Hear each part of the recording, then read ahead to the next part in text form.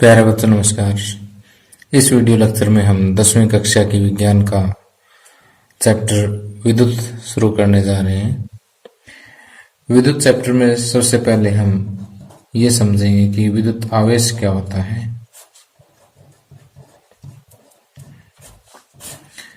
अब देखिए विद्युत आवेश क्या होता है, ये समझने के लिए हम एक छोटा सा एक्सपेरिमेंट करते हैं। मान लीजिए कि ये हमारे पास एक कोई प्लास्टिक का छोटा सा पेन है और ये मेरे पास कागज के छोटे छोटे पीसेस पड़े हैं। मैं इस पेन को इस कागज के टुकड़ों के पास लेके आता हूँ। देखिए कोई इफेक्ट नहीं पड़ रहा है, ठीक है।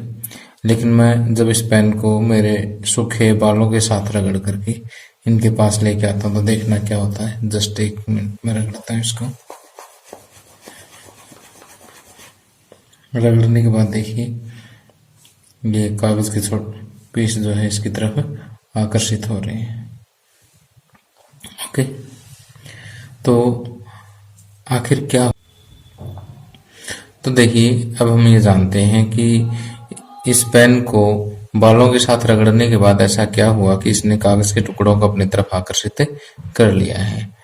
अब देखिए कि जैसे बालों के साथ इससे रगड़ने पर पेन और बालों के बीच में इलेक्ट्रॉनों का आदान प्रदान हो गया। इलेक्ट्रॉन का नाम तो आपने सुना ही होगा कि परमाणु का एक मूल कण होता है जिस पर ऋणात्मक आवेश होता है।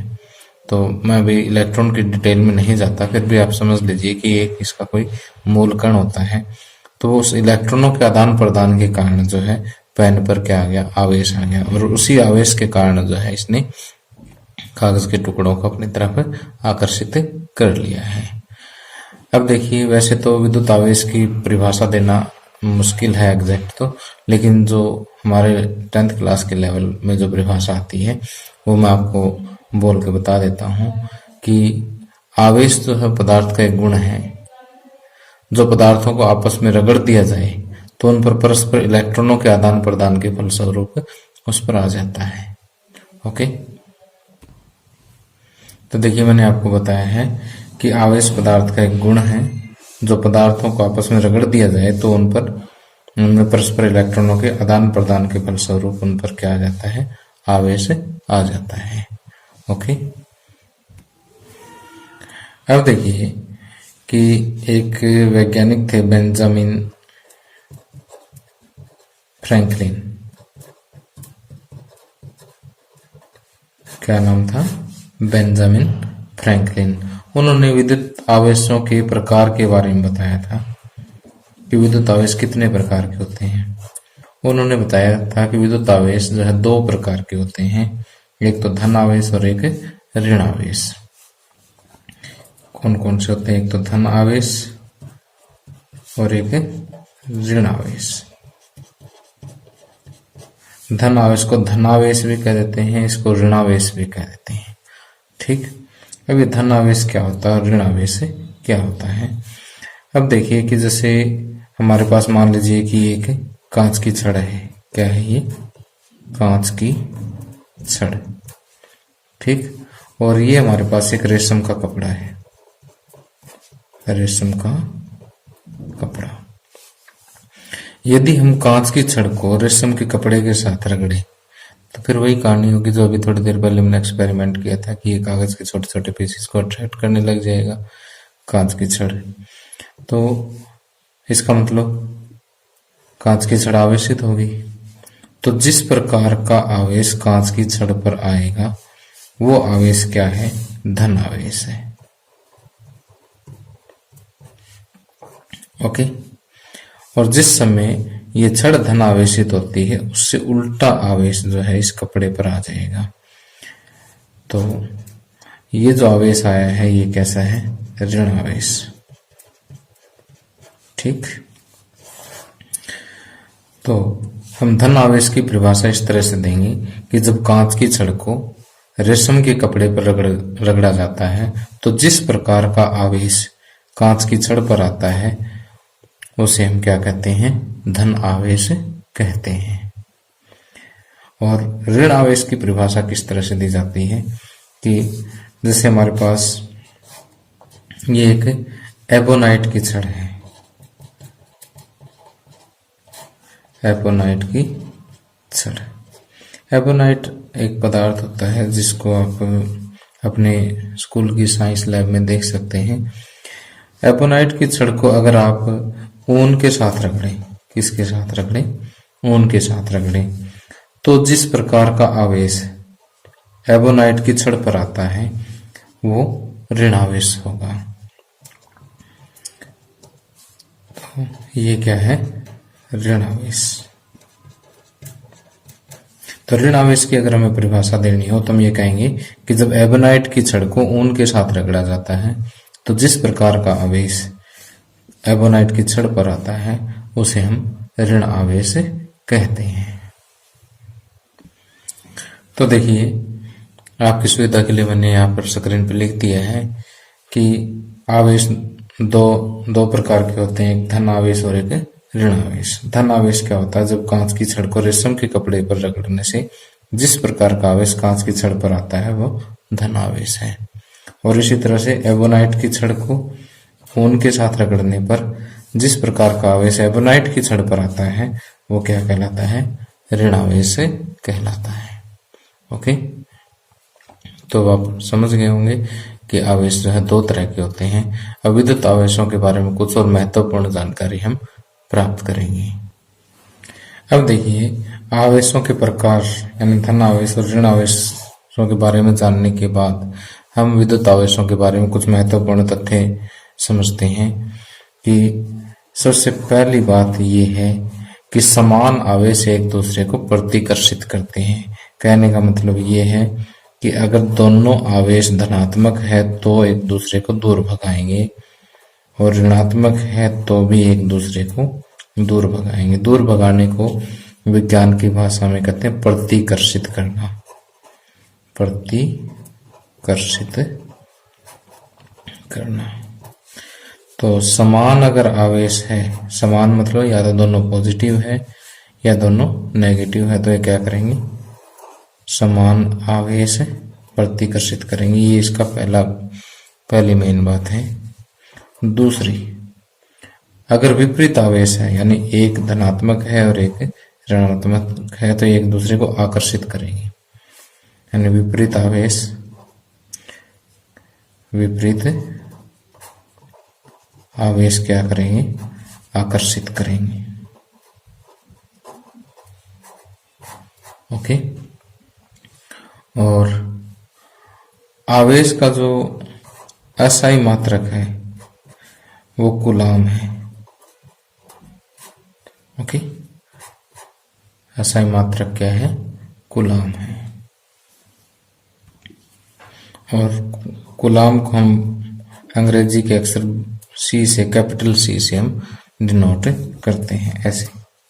ये कूलाम है। ओके, और इसके अलावा जो एक इलेक्ट्रॉन पर आवेश है, इलेक्ट्रॉन जैसे आपको पता ही है, जस्ट एक मिनट में बता देता हूँ, मैं डिटेल में तो नहीं जा पाऊंगा, कि हर एक पदार्थ आपको पता है कि छोटे छोटे कणों से मिलकर के बना होता है। जो सबसे छोटा जो कण है जो किसी रासायनिक क्रिया में भाग ले सकता है वो परमाणु है। क्या है वो? परमाणु। और परमाणु में आपको पता है कि प्रोटॉन न्यूट्रॉन होते हैं। प्रोटॉन पर धन आवेश, न्यूट्रॉन पर कोई आवेश नहीं, और इलेक्ट्रॉन इसके चारों ओर चक्कर लगाते हैं, और इलेक्ट्रॉनों पर ऋण आवेश होते हैं। ठीक, तो मैं इस कण की बात करता हूं जो नाभिक के चारों ओर चक्कर लगाता है। ऐसा आपने रसायन विज्ञान में पढ़ा होगा। तो जो इलेक्ट्रॉन पर आवेश है उसको हम ई से डिनोट करते हैं, और इलेक्ट्रॉन पर जो आवेश है वो लगभग 1.6 गुणा 10 की पावर -19 कूलाम होता है। ठीक, एक इलेक्ट्रॉन पर जो आवेश है वो कितना होता है? 1.6 गुणा 10 की पावर -19 कूलाम होता है। ठीक, अब कई बार क्वेश्चन आ जाता है कि एक कूलाम में कितने इलेक्ट्रॉन होते हैं? एक कूलाम में कितने इलेक्ट्रॉन होते हैं? तो जैसे हम यहाँ पर कहते हैं कि 1.6 गुणा 10 की पावर -19 कूलाम में तो एक इलेक्ट्रॉन हो गया, और एक में हो जाएगा 1 बटे 1.6 गुणा 10 की पावर माइनस 19। तो देखिए यहाँ पर ये आ जाएगा 1/1.6, 10 की पावर 19 को ऊपर लेके आएंगे 10 की पावर प्लस का 19 हो जाएगा।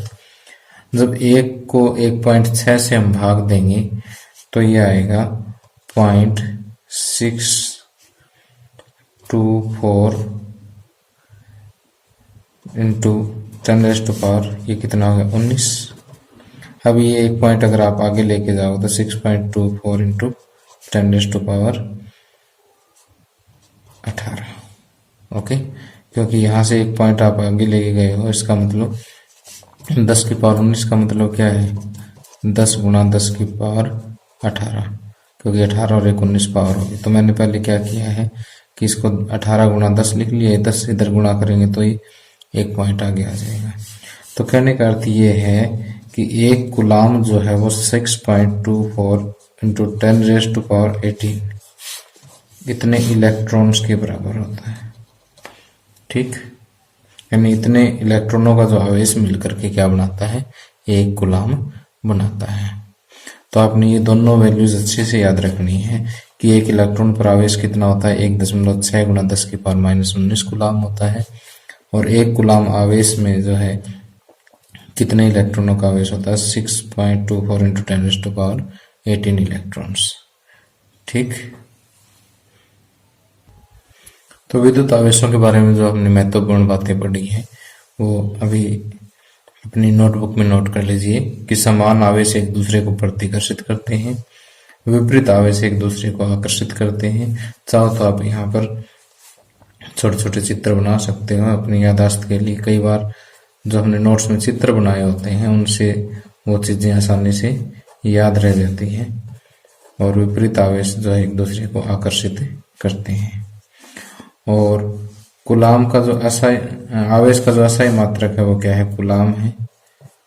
और एक कूलाम में जो है कितने इलेक्ट्रॉन होते हैं, 6.242 गुणा 10 की पावर 18 इलेक्ट्रॉन। और एक इलेक्ट्रॉन पर आवेश कितना होता है, 1.6 गुणा 10 की पावर माइनस 19 कूलाम। ओके, अब आगे हम जानते हैं कि विद्युत धारा क्या होती है। अब देखिए, विद्युत धारा और विभवांतर दो टॉपिक इसमें चैप्टर में स्टार्टिंग में आ रहे हैं हमारे पास। तो बहुत सारे बच्चे जो है में कंफ्यूज रहते हैं कि विद्युत धारा क्या होती है और विभवांतर क्या होता है। कई बच्चों की इनकी डेफिनेशंस भी याद हो जाती है लेकिन वो समझ नहीं पाते। इसको चलो मैं एक देसी तरीके से समझाता हूँ, जो बुक में तो नहीं लिखा लेकिन आप उसके साथ समानता जो है वो मिला सकते हैं। कि मान लीजिए हमारे पास ये एक पानी की पाइप है। ओके, तो इसमें ये पानी की बूंदे हैं, ये इसमें फ्लो कर रही है, बह रही है। ठीक, तो सॉरी ये थोड़ा सा बड़ा बन गया। तो ये पानी की बूंदे जैसे यहाँ पर बह रही है तो यहाँ पर जैसे पानी की धारा बन जाती है, पानी की धारा बन जाती है।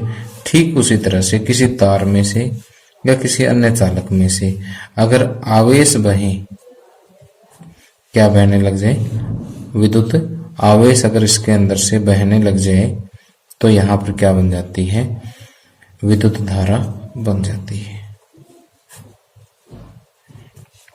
ओके, क्या बन जाती है, विद्युत धारा बन जाती है। अब देखिए कि विद्युत आवेश पानी की तरह से तो नहीं बहते, इसका थोड़ा सा तरीका अलग होता है, वो हम आगे डिस्कस करेंगे। लेकिन यहाँ पर आप एक समानता अगर आप देखेंगे तो आपको जो कंसेप्ट है वो समझ आ जाएगा।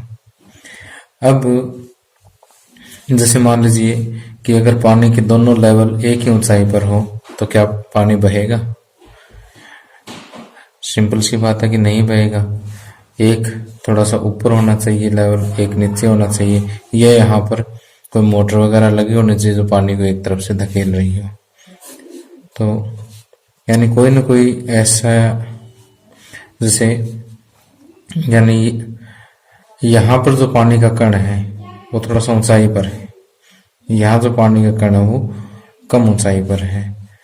और सीधी सी बात है कि यहाँ पर इसकी जो पोटेंशियल एनर्जी है वो ज़्यादा है, यहाँ पर पोटेंशियल एनर्जी इसकी कम है। MGH के नाम से आपने 9वीं क्लास में पढ़ा है कि यहाँ पर इसकी जो स्थितिज ऊर्जा है वो ज़्यादा है, यहाँ पर स्थितिज ऊर्जा कम है। तो इसका मतलब यहाँ से कुछ ऊर्जा मिली, उसकी वजह से ये नीचे की तरफ आया। तो जैसे इन दोनों सिरों के बीच में ऊंचाई का अंतर है, ऊर्जा का अंतर है, उसी की वजह से यहाँ पर ये पानी की बूंदें जो है या पानी के कण जो है वो फ्लो करते हैं। ठीक उसी तरह से अगर हम यहाँ पर कोई सेल या बैटरी जोड़ देते हैं, ठीक, तो सेल या बैटरी का जो नेगेटिव है वो क्या करेगा, इलेक्ट्रॉनों को धकेलेगा।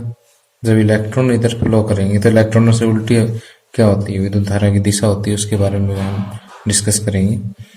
तो जैसे कहने का मतलब ये है कि जब इलेक्ट्रॉन फ्लो करेंगे तब क्या बनेंगे, यहाँ पर विद्युत धारा बनेगी। तो बैटरी क्या करती है कि इन दोनों सिरों के बीच का जो विभव है उसमें अंतर पैदा कर देती है, उसको विभवांतर कहते हैं।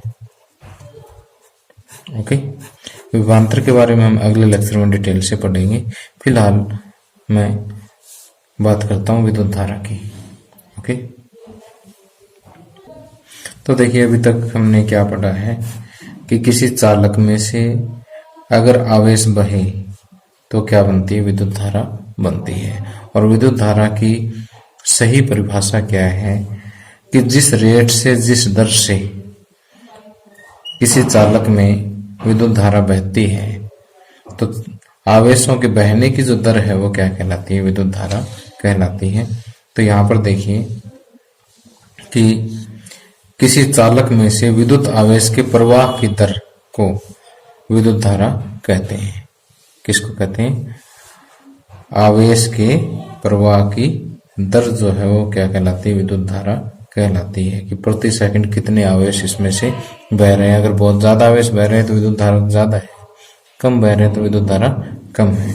और विद्युत धारा का जो सूत्र है वो है सिंपल सा, प्रवाहित आवेश बटे में समय, प्रवाहित आवेश बटे समय। ओके, अब इसके बाद जो है विद्युत धारा को किस में मापते हैं, इसका मात्रक या इसकी इकाई जो है वो क्या है, एम्पियर है। एम्पियर को कैपिटल ए से डिनोट करते हैं। और इसकी अन्य इकाइयां, अन्य मात्रक जो है वो क्या है, मिली एम्पियर और माइक्रो एम्पियर है। मिली का अर्थ होता है 10 की पावर -3। मिली का मतलब क्या होता है, 10 की पावर -3। और माइक्रो का अर्थ होता है 10 की पावर -6। मिली को सिंपल जो हमारा अंग्रेजी अल्फाबेट का लेटर एम होता है उसे डिनोट करते हैं। मिली का मतलब 10 की पावर -3 होता है। मिली एम्पियर तो 10 की पावर -3 एम्पियर। और माइक्रो को जो है ग्रीक भाषा का शब्द म्यू, क्या है ये, म्यू, आधा में यू, म्यू। म्यू का मतलब, माइक्रो का मतलब होता है 10 की पावर -6। माइक्रो को म्यू से डिनोट करते हैं। तो माइक्रो एम्पियर 10 की पावर -6 एम्पियर होता है। इसकी छोटी इकाइयां हैं। अब आगे आता है कि विद्युत धारा जो है उसको किस यंत्र से मापते हैं। जिस यंत्र से मापते हैं उसे हम एमीटर कहते हैं।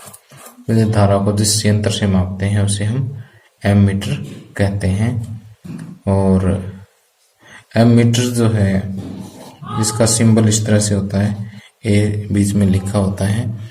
और आपने कई जगह जो अपने टीवी वगैरह के स्टेबलाइजर वगैरह हैं उनमें आपने देखा भी होगा कि एक इस तरह से घड़ी सी लगी होती है, एक सुई होती है, ठीक। तो ये दो तरह की आपने ये ऐसे मीटर देखे हैं जिसमें कईयों में बीच में ए लिखा है। ए लिखा है वो तो एमीटर होता है। और एक मैं आपको बाद में बताऊंगा अगले लेक्चर में कि एक में वी लिखा होता है बीच में, वो वोल्ट मीटर होता है। तो अभी हम बात करते हैं एमीटर की। विद्युत धारा को आप किस में मापते हैं, एमीटर्स नामक यंत्र से मापते हैं। इसकी इकाई मैंने क्या बताई, एम्पियर। सूत्र क्या है, प्रवाहित आवेश बटे। देखिए विद्युत धारा के बारे में अन्य बातें बताने से पहले मैं आपको बता देता हूँ कि विद्युत परिपथ क्या होता है। विद्युत परिपथ। विद्युत परिपथ में मान लीजिए कि हमारे पास ये एक बल्ब है, एक उदाहरण के माध्यम से समझा रहा हूं मैं आपको। और ये इसका साथ एक बटन लगा हुआ जिसको कुंजी बोलते हैं, और ये यहाँ पर एक सेल लगा दिया, और ये विद्युत धारा को मापने के लिए हमने एक यंत्र एमीटर लगा दिया। तो इस तरह से कि एक ऐसा बंद पथ है जिसमें से विद्युत धारा बहे, ऐसा कि विद्युत धारा के सतत तथा बंद पथ को हम क्या कहते हैं, विद्युत परिपथ कहते हैं। सतत का मतलब लगातार, टूटा हुआ नहीं होना चाहिए, बंद होना चाहिए। ओके, ठीक। अगर आपने इसका बटन बंद कर दिया, यानी अगर स्विच ऑफ कर दिया, तो ये यहाँ से पथ टूट जाता है और विद्युत धारा इसमें से नहीं बहेगी। ओके, तो विद्युत परिपथ क्या होता है कि विद्युत धारा का सतत तथा बंद पथ विद्युत परिपथ कहलाता है। तो विद्युत परिपथ बताने के बाद मैं वापस वहीं आता हूं कि एमीटर जैसे अभी हमने देखा क्या होता है कि विद्युत धारा को मापने का यंत्र होता है, जो विद्युत परिपथ में कहाँ जोड़ा जाता है, श्रेणी में जोड़ा जाता है। इस तरह से सीरीज में जोड़ते हैं। ओके, समझ गए बात को। अब विद्युत धारा की दिशा, विद्युत धारा की दिशा जो है, जैसे मान लीजिए किसी चालक में से इलेक्ट्रॉन बहने की दिशा ये है, तो इससे उल्टी दिशा जो है हम विद्युत धारा की दिशा मानते हैं। तो इलेक्ट्रॉनों से उल्टी क्यों माने, इलेक्ट्रॉनों वाली मान लेते। तो एक्चुअल में हुआ ये कि जैसे सबसे पहले विद्युत की जो परिघटना है, यानी विद्युत का जैसे आविष्कार हुआ था, इसका सर्वप्रथम जो प्रेक्षण किया गया, उस समय इलेक्ट्रॉनों की जानकारी नहीं थी। उस समय ये मानते थे कि पॉजिटिव आवेश या धन आवेश जिस दिशा में बहेगा वही विद्युत धारा की दिशा है। ओके, वही क्या है, विद्युत धारा की दिशा है। तो इलेक्ट्रॉन इससे उल्टे चलेंगे, तो हम ये कहते हैं कि इलेक्ट्रॉनों के बहने की जो दिशा है उससे विपरीत दिशा में क्या बहेंगे, उससे विपरीत दिशा क्या होगी, विद्युत धारा की दिशा होगी। ओके, तो जो भी अभी मैंने समझाया है उसका आप नोट्स तैयार कर लें। मैं अभी स्क्रीन पे आपको दिखाता हूँ जो मैंने अभी आपको समझाया है। अब देखिए, मैंने आपको बताया था कि विद्युत धारा क्या है। किसी चालक में से आवेश के प्रवाह की दर जो विद्युत धारा कहलाती है। विद्युत धारा का सूत्र प्रवाहित आवेश बटे समय होता है। इसका मात्रक जो है वो क्या है, एम्पियर है।